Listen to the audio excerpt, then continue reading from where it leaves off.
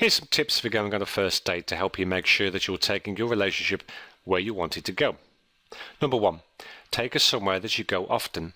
You'll give yourself a lot of credibility and value if you take her to a place where everyone knows you. Stop and chat with the staff there, learn their names and make sure they know yours. It only says good things about you. If you don't have a place like this yet, make one. Number 2, take her to an interesting restaurant. It's a lot more fun to go eat sushi or some type of authentic ethnic food than just going to a more common restaurant. You don't want it to be so interesting that there's always something crazy going on and you can't talk to her, but just make sure it's a little different. Number 3, relax. The more you relax and show that you're comfortable, the more your date will relax too. If you feel like you're getting nervous or tense, just take a deep breath, relax your shoulder muscles and smile. Just focus on having a good time. Number 4, get rid of your expectations. So many guys that I meet wrap expectations around everything they do. They think buying dinner equals she's going to be my girlfriend or wife.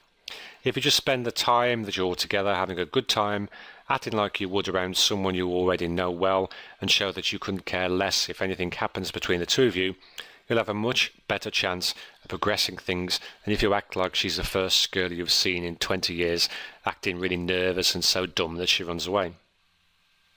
Number 5, don't talk about normal boring topics or guy topics if you want to be like every other boring guy out there. Talk about what job she has, where she's gone to or goes to college.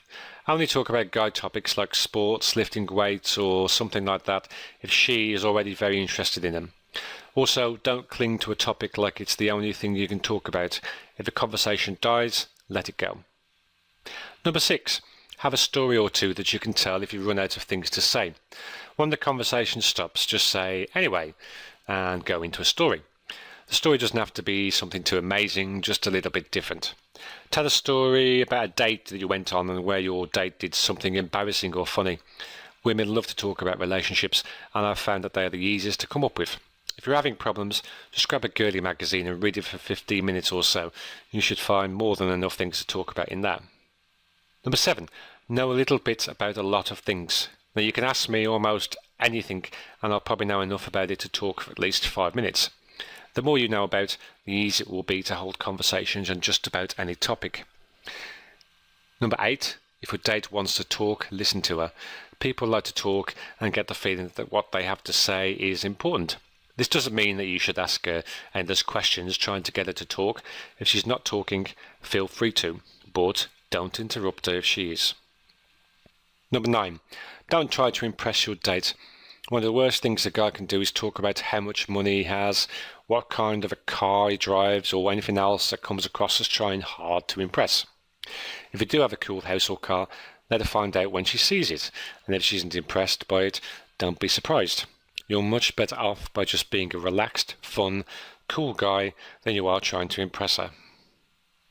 And finally, number 10, have a plan. You should have your date planned in advance, and although you should have it planned, you should also be flexible. If something comes up that could be a lot of fun, don't be so rigid that you can't change plans. Your plan should be more of a guideline so that you always have something to do.